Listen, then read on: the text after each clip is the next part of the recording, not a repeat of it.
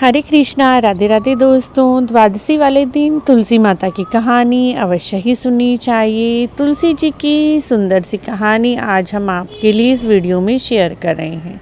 एक लड़की थी, वह तुलसी माता की पूजा किया करती थी। सुबह उठती, नहा धोकर तुलसी जी सींचती, दीपक जलाती, तुलसी जी की आरती करती, तुलसी जी को जो भी खाती वह भोग लगाती थी।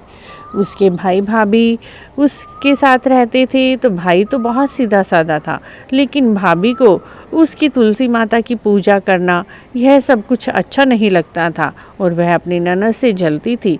उसने सोचा इसका विवाह ऐसे घर में करूँगी, फिर देखती हूँ यह तुलसी जी कैसे करती है। समय आने पर भाई ने बहन के लिए वर ढूंढना शुरू किया। तब भाभी ने अपने ही पास के एक गांव में एक लड़के को देखा जिसके पास कुछ धन वगैरह नहीं था, सीधी सी आधी सी फैमिली थी। उसी में ही अपनी ननद का विवाह पक्का कर दिया। भाई ने कहा इस लड़के को तो कोई काम धंधा नहीं करता। भाभी कहने लगी जब जिम्मेवारियां पड़ेगी तो वह खुद ही करने लगेगा। जब जिम्मेवारियां पड़ेगी तो वह खुद ही करने लगेगा। भाई चुप रह गया। शादी का दिन आया। भाभी ने शादी के लिए कोई तैयारी नहीं की। बहन बहुत ही चिंतित थी, ना तो वह अपने भाई से कुछ कह सकती थी।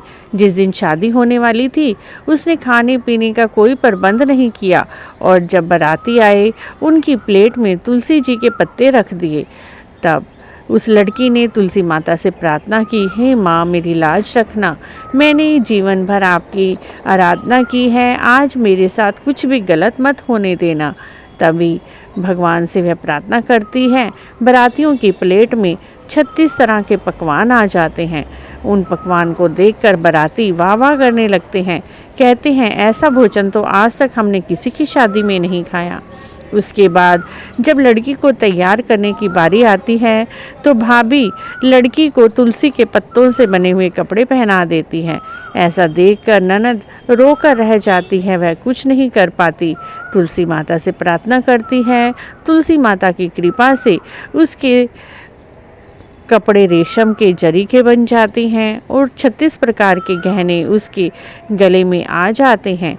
अब विदाई का समय आता है। भाभी अपनी ननद को विदाई में कुछ नहीं देती, सूखे तुलसी के पत्ते बांधकर पोटली बनाकर उसकी गाड़ी में रख देते हैं। तब बहू अपने ससुराल पहुंचती है। ससुराल में उसका भव्य स्वागत किया जाता है। सब कहते हैं देखो तो बहू कितने सारे गहने पहन कर आई है। सभी उसकी तारीफ करते हैं। जब उसके दहेज का सामान खोला जाता है तो देखते हैं उसमें तो हीरे मोती जवाहरात चमचमा रहे हैं। अब बहू सुबह उठती है, अगले दिन नहा धोकर अपनी सासू माँ से पूछती है, माँ जी तुलसी कहाँ है। माँ कहती है उसकी सासू माँ, बेटा हमारे घर तो तुलसी का कोई पौधा ही नहीं है, पड़ोस में है तो कोई देख आती हूँ।